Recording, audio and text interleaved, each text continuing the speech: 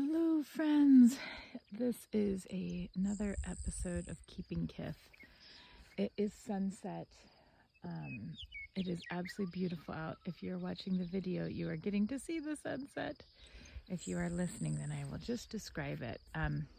It's been a weird, unsettled day weather-wise, sort of like almost stormy, then not stormy, then very stormy, but in these weird, just like tiny pockets, like one cloud of storms that's over in about 45 seconds. And there's maybe another little batch of that coming our way, which means that as the sun is setting, there's all these really crazy clouds, like big fluffy white ones, but then also ones that look a bit stormier. And can you hear that sound? That's the sound of there's a meadowlark, but there's also a nighthawk overhead. Anyway, so that the sun hasn't been out. It's been behind these clouds, and now as it's hitting the horizon line, it's like breaking through or coming down underneath this bank of clouds, which means it's also on the other side of the horizon, on the eastern horizon. The light is reflecting. It's extremely magical. And there you're hearing the sound of the highway, which is like a mile away, but the air is so damp that the sound really carries, so it sounds like the highway is much closer than it actually is. Oh, okay. So part of what I'm out here doing is looking for a little lamb who was lost, and the grass is so tall and thick I couldn't find her. Hello, baby. Hi, sweetheart. I know. Did you fall asleep so hard? Sometimes when oh, hello, my darling. Oh, I was worried. I was a little worried that maybe a hawk or an eagle. Hi, my darling.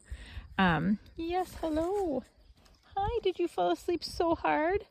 All right, now you're hearing the sound of her drinking her bottle. So, I ended up, stopping recording last night because I wanted to get that little girl fed and back where she was supposed to be. And now it is the next morning and the weather continues to be strange and unsettled, and I am back in the lambing barn because now I have a ewe who is very bloated, and this is a thing.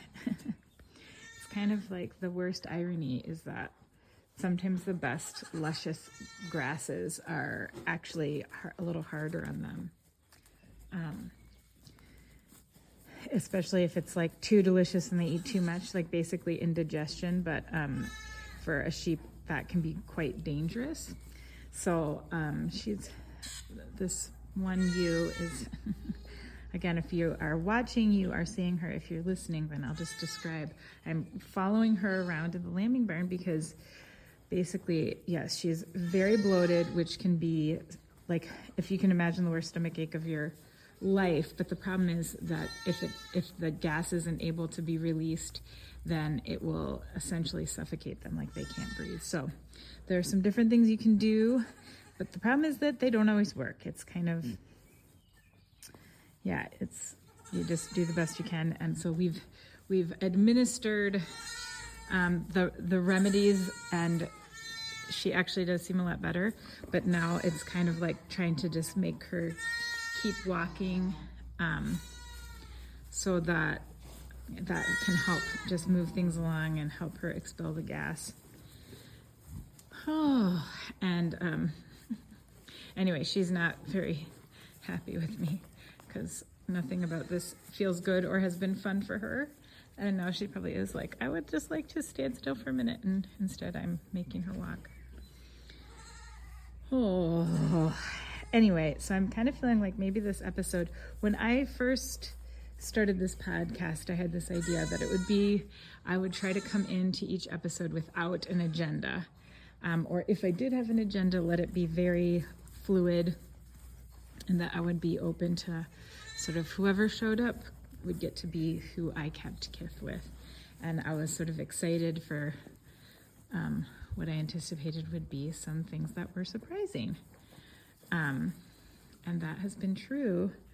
But this episode it feels like it's starting to be keeping kith with uncertainty, which is not necessarily a being, but is a presence. And I've written extensively about this. When you work with livestock, you have to be available for the fact that there's a lot of things you can't control.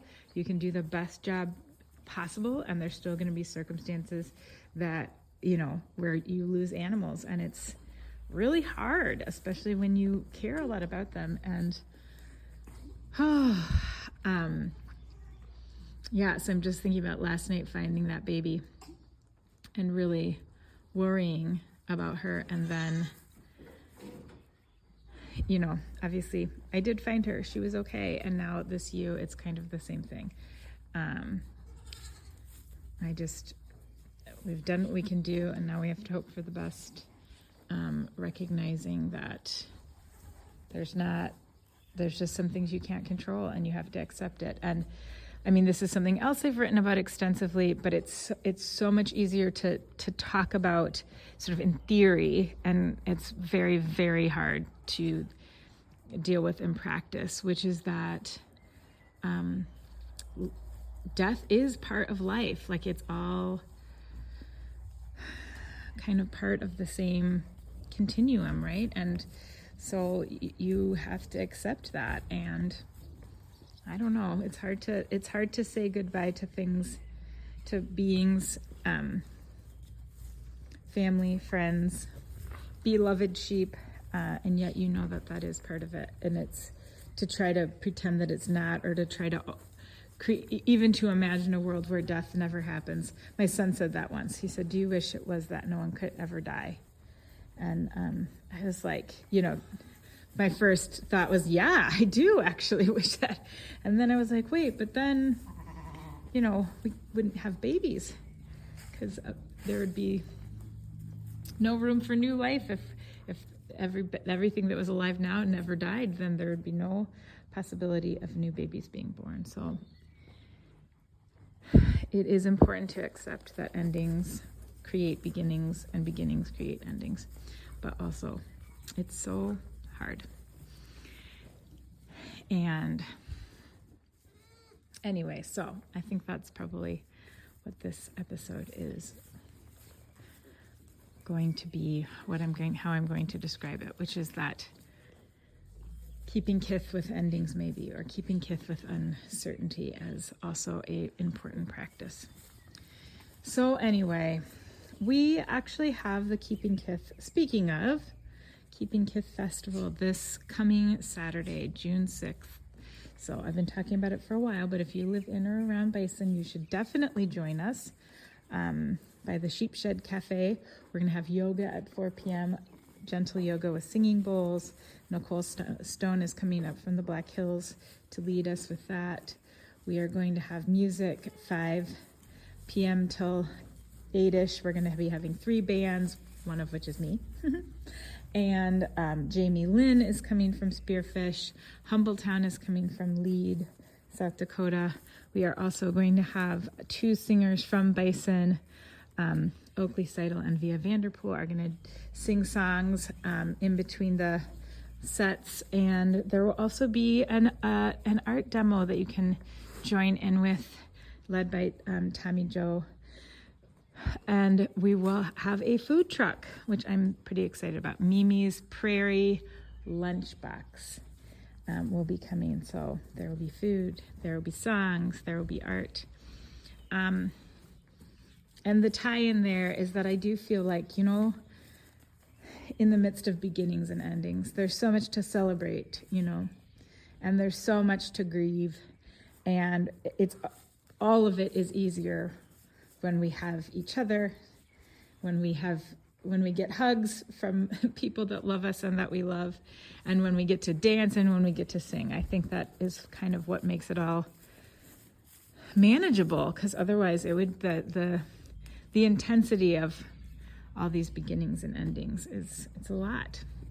but singing and dancing together helps. So I hope we will see some of you there. And for those that don't live close, there's always kitchen dancing.